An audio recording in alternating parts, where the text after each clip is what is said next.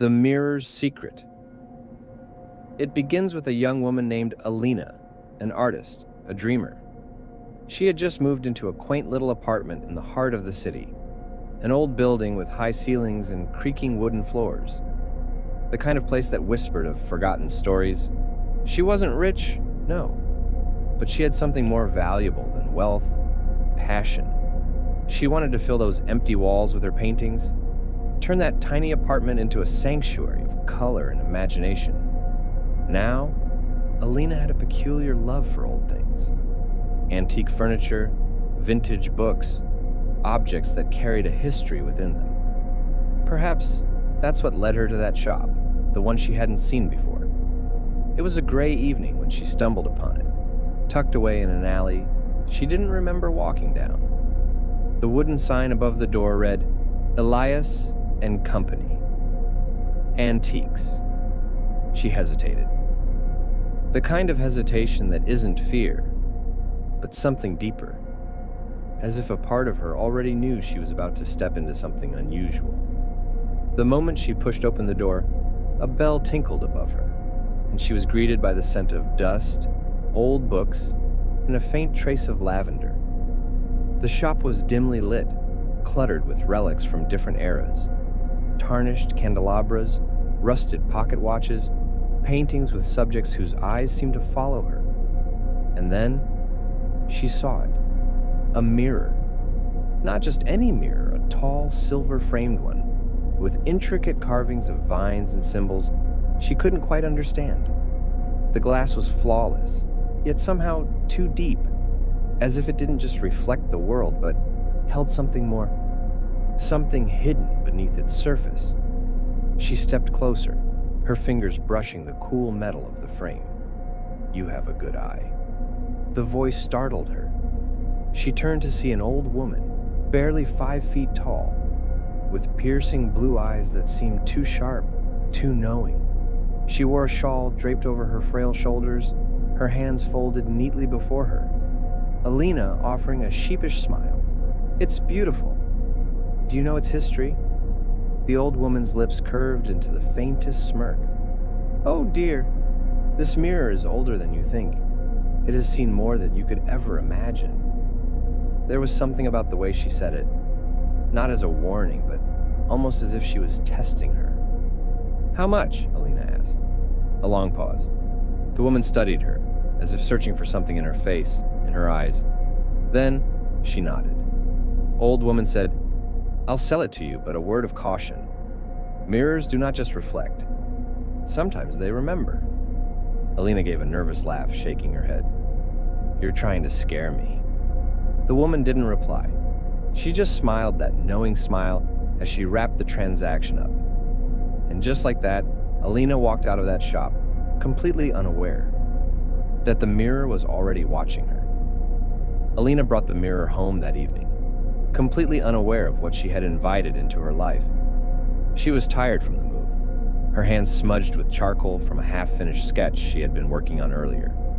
She placed the mirror against the wall in her bedroom, opposite her bed, right where the morning light would hit it. It was beautiful, no doubt about that.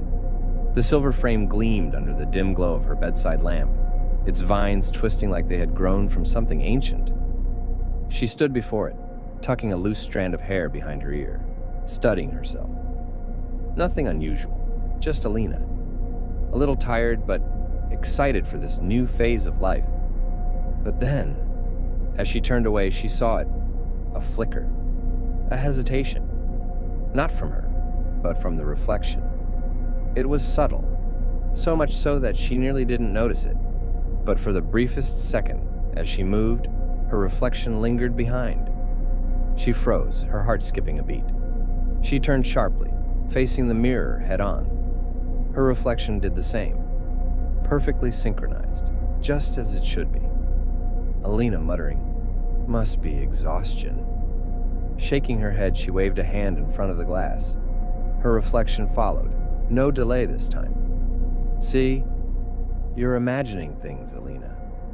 She let out a small laugh, turning off the lamp and slipping under the covers. The city hummed outside, the distant sounds of traffic, a comforting lullaby. Soon she was asleep. But the mirror? It stood there, its polished surface catching the faint glow of the streetlights. And if someone had been watching closely, they might have seen a shadow move within it. The next morning, Alina dismissed the incident entirely. She had too much to do, organizing her art supplies, setting up a workspace, making this place feel like home. But as the days passed, it kept happening. At first, it was just the occasional lag, a half-second delay between her movements and her reflection. Then, stranger things. This is where the story takes a turn into something far beyond imagination. It was a night like any other, or so Alina thought. A storm rumbled outside, the kind that makes the world feel smaller, as if the night itself is pressing against the walls. The wind howled through the old apartment, rattling the windows, whispering through the cracks. But inside, Alina was lost in her art.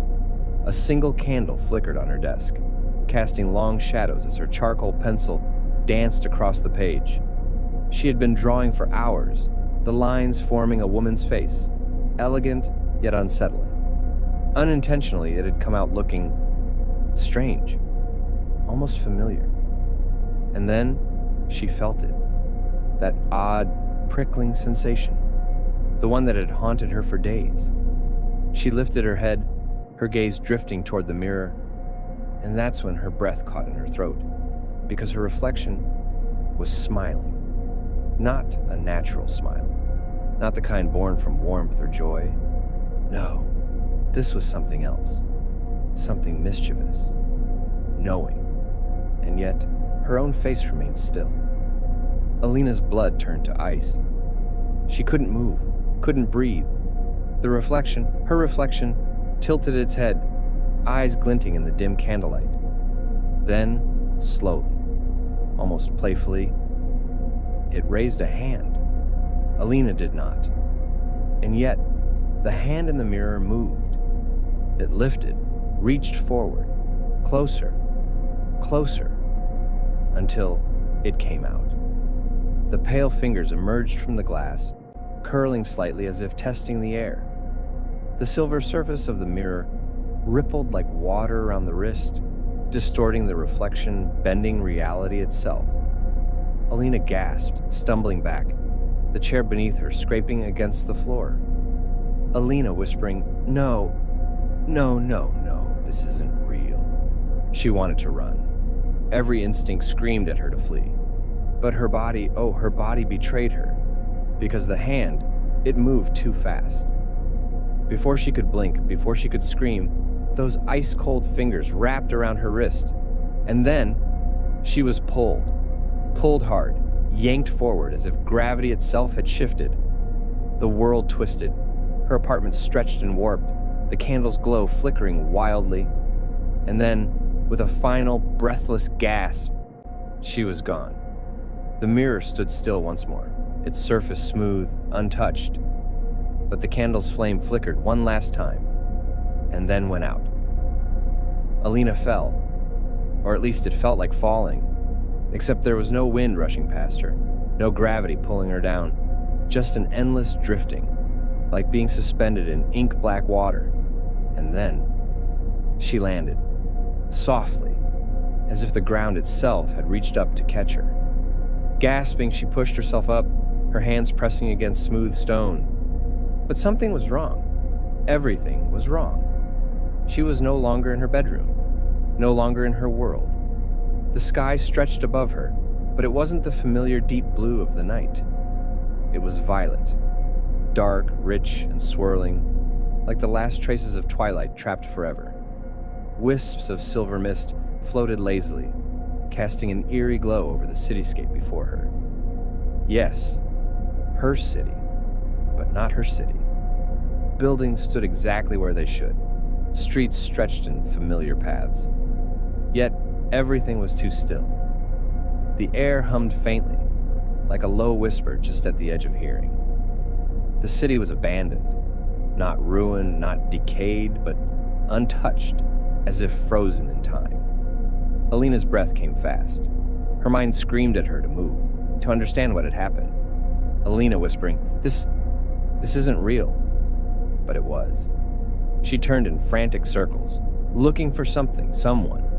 The streets, the windows, the alleys, empty, until a shadow moved, a flicker at the edge of her vision. She spun around, and there, standing at the end of the street, was a figure, tall, motionless, watching. The man emerged from the mist with a strange kind of grace. His eyes caught the light, gray, like storm clouds just before the rain. His face was sharp, angular, with an unreadable expression that sent a shiver through her. He was dressed in black, his coat long, blending into the strange twilight of this place. Alina taking a step back. Who are you? The man tilted his head slightly, as if studying her. Then, after a pause, You're new. His voice was low, smooth, carrying an ancient sort of patience. What is this place? Alina asked. He didn't answer immediately. Instead, he took a step closer, his eyes never leaving hers. A prison, a forgotten world. Alina's heart pounded. I don't understand. How did I get here? She got confused. Ravian exhaled as if he had answered this question too many times before. You looked too long into the wrong mirror, he said. Alina shook her head.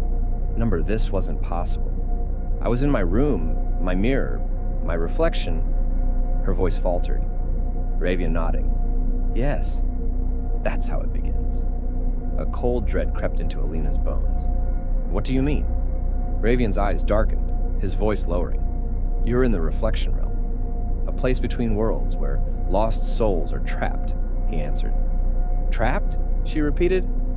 Ravian glanced at the city around them. Tell me, do you see any people here? He asked. Alina looked around again, her stomach twisting. Empty streets, silent buildings, a city without life. She turned back to him. Where is everyone? She asked. Ravian's jaw tightened. Gone, lost. Some forgot who they were. Some never found their way back. Her pulse quickened. Back? You mean there's a way out? Ravian's lips pressed into a thin line. Maybe. Maybe? That's not an answer. Ravian sighed, running a hand through his dark hair. It's not easy. And it's not safe. Alina felt like she couldn't breathe. Her reflection, her other self, was in the real world now, living her life, wearing her face. She turned to Ravian, desperate. You have to help me, man. I need to get back. Ravian looked at her for a long moment. Then, his gray eyes softened, just slightly. Then, you need to understand the truth. Alina swallowed hard. What truth? Ravian took a step closer, his voice quiet. The mirror you bought is one of the last glass portals, a relic from a time when sorcery still touched your world. Cursed long ago by a vengeful sorceress. Anyone who interacts too much with their reflection, lets it notice them too deeply, risks being pulled into this realm. Alina felt her knees go weak. And my reflection? Ravian's expression darkened. Took your place. A silence stretched between them, heavy and suffocating. Alina's voice trembled. I need to get out. Ravian held her gaze. Then you'd better start listening, Alina. Because time was running out. And not everyone who entered the reflection realm escaped. Time in the reflection realm was not like time in the real world. There was no sunrise, no sunset, just the eternal violet sky shifting like liquid silk above them. Shadows did not follow the rules of light. Sometimes they stretched in the wrong direction. Other times they disappeared altogether. And memories were alive here. They did not stay locked inside one's mind. No, they flickered in the air like echoes of a life once lived. Sometimes Alina would walk past an alley and catch glimpses of people who weren't there. A mother braiding her child's hair, a man laughing as he read a book on his porch. But the moment she turned to look, they were gone. Ravian had warned her. Don't chase them. They're not real. Then what are they? Pieces of who we used to be, Ravian said quietly. And so, as they searched for a way back, Alina learned the rules of this place. They walked the city endlessly. Sometimes they spoke. Sometimes silence was enough. And somewhere along the way, something shifted between them. She noticed it in the way Ravian watched her, not just with that sharp, calculating gaze, but with something softer, something unspoken. And maybe, just maybe, she looked at him the same way. One evening, if it could even be called that in this timeless place, they sat on the rooftop of an old abandoned library.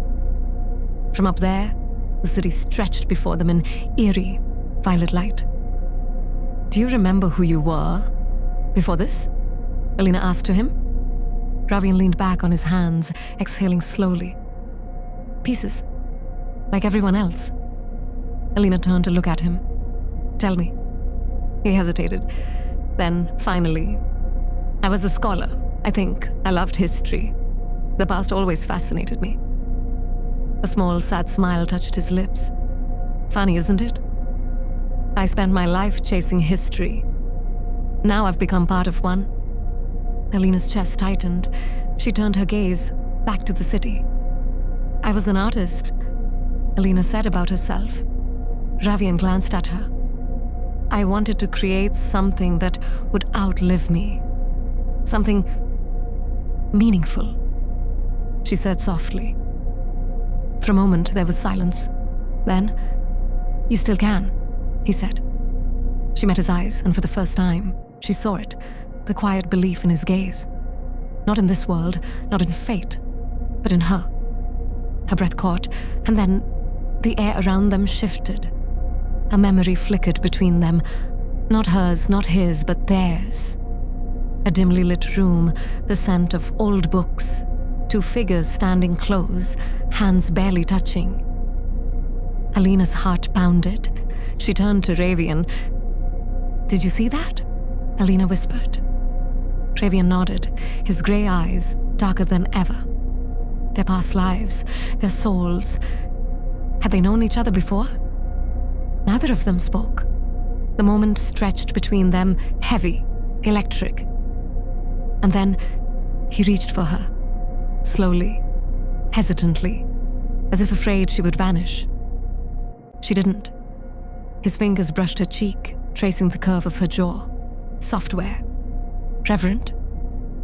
"I think I've been searching for you longer than I realized," Ravian said quietly. Alina's breath trembled. "Then stop searching." And in the stillness of the forgotten world, beneath the violet sky, they kissed. It was not desperate. It was not rushed. It was a promise that even in a world where time twisted and memories faded, some things were meant to find their way back. This is where the story turns to sacrifice, love, and the breaking of a curse that has lasted centuries. They had searched every shadowed street, every forgotten corridor of this strange, reflective world. And in the end, the answer was cruelly simple. Only one could leave. Alina felt her breath catch as Ravian stood before the mirror, his expression unreadable. Alina shaking her head. "No, there has to be another way." "There isn't," Ravian said, softly as he accepted the truth. The mirror pulsed, humming with ancient energy. It was waiting for one of them to choose. Alina clenched her fists. "Then we don't choose. We both stay." Ravian sighed, stepping closer, his gaze steady. "Alina, you still have a life to return to." "And you don't? That's not fair." "Life isn't fair, but you still have time." Her throat tightened, but before either of them could take another breath, the air crackled, the mirror darkened, the smooth glass rippling like water. And then she stepped through. A woman, cloaked in shadows, eyes like molten gold, the sorceress. She did not speak at first, she only watched them, her lips twisting into something between amusement and disdain. And then, Sorceress said coldly, "You should not have found each other." Her voice was smooth, but beneath it was something sharp, something furious. Alina felt Ravian tense beside her. Ravian said, "You did this. You created this prison." The sorceress tilted her head. "Not a prison, a graveyard." She smiled, slow and cruel. Alina felt a chill race through her bones. Why? The sorceress stepped closer, the very air bending around her presence, because love is the greatest curse of all. Her golden eyes flickered to Ravian, her smile fading. She raised her hand. The mirror trembled, cracks splintering across its surface. Alina's heart pounded. If the mirror shattered, they would be trapped forever. No. She would not let this be their fate. This is where the battle began. Ravian moved first, his hands lifting as if commanding the very air itself.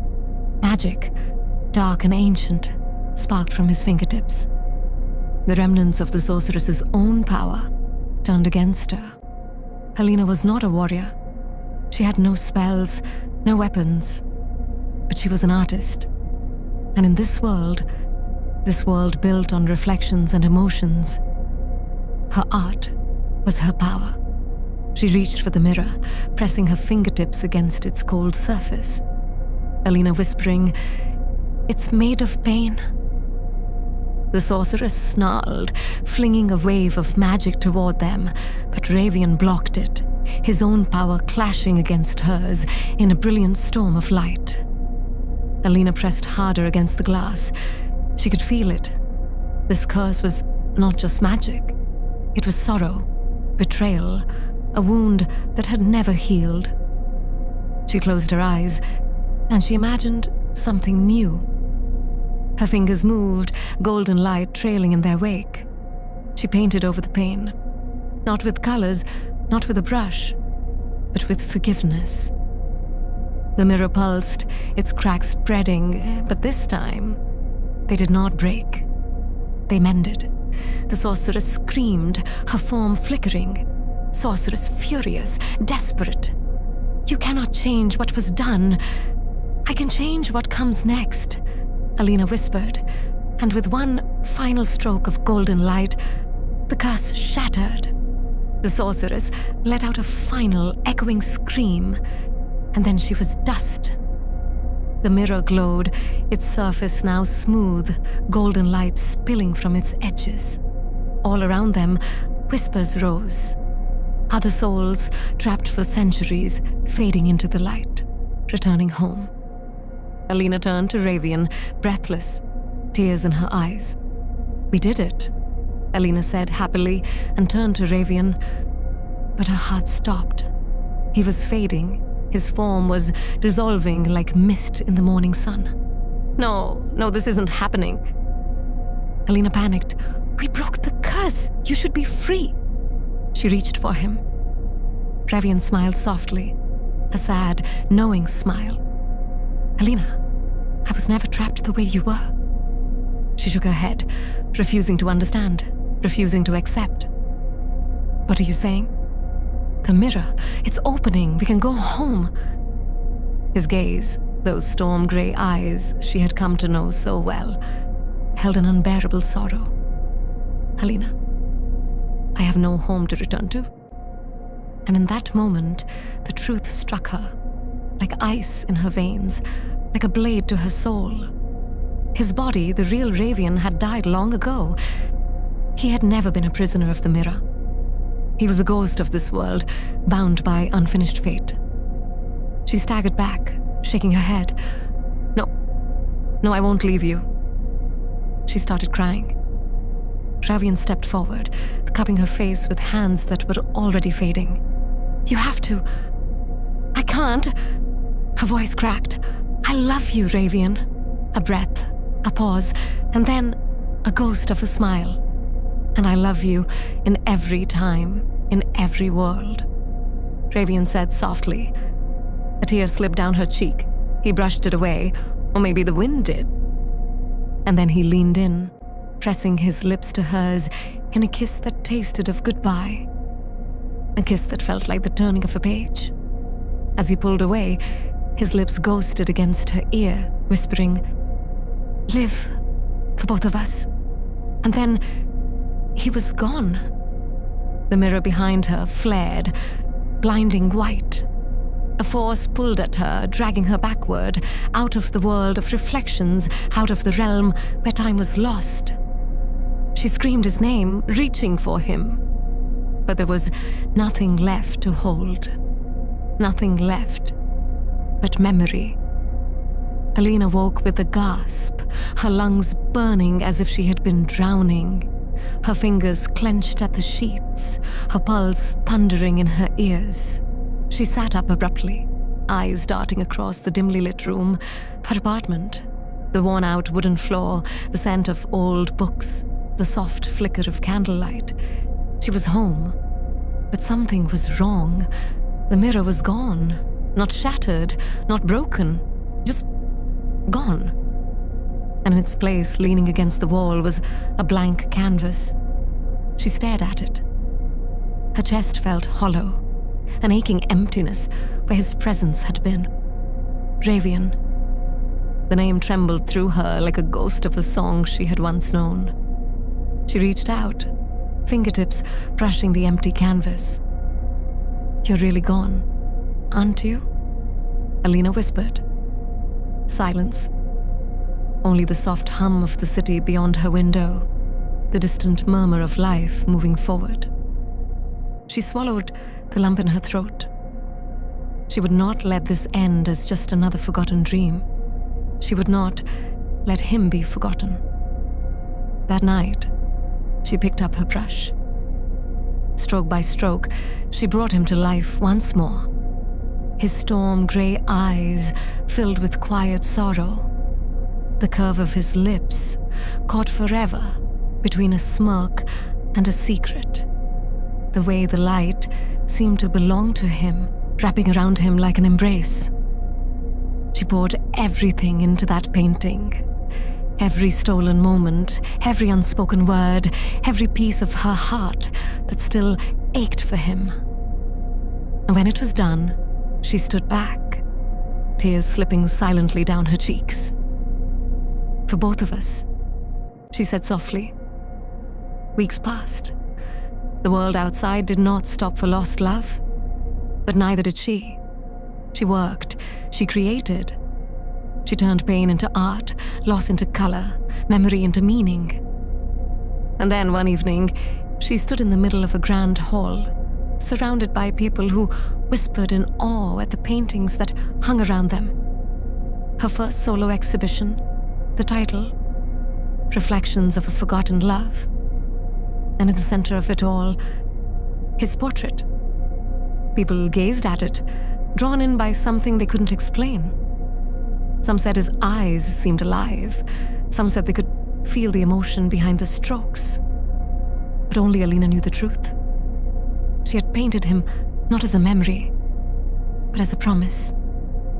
That he would never be lost, that in every world, in every lifetime, his story would be told. And as she stood there, beneath the soft golden lights, a breeze brushed past her, rustling the edges of her dress.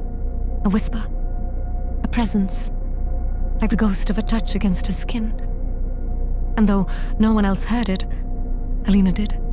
A voice, gentle, familiar. "I'm still here." She closed her eyes, smiled softly,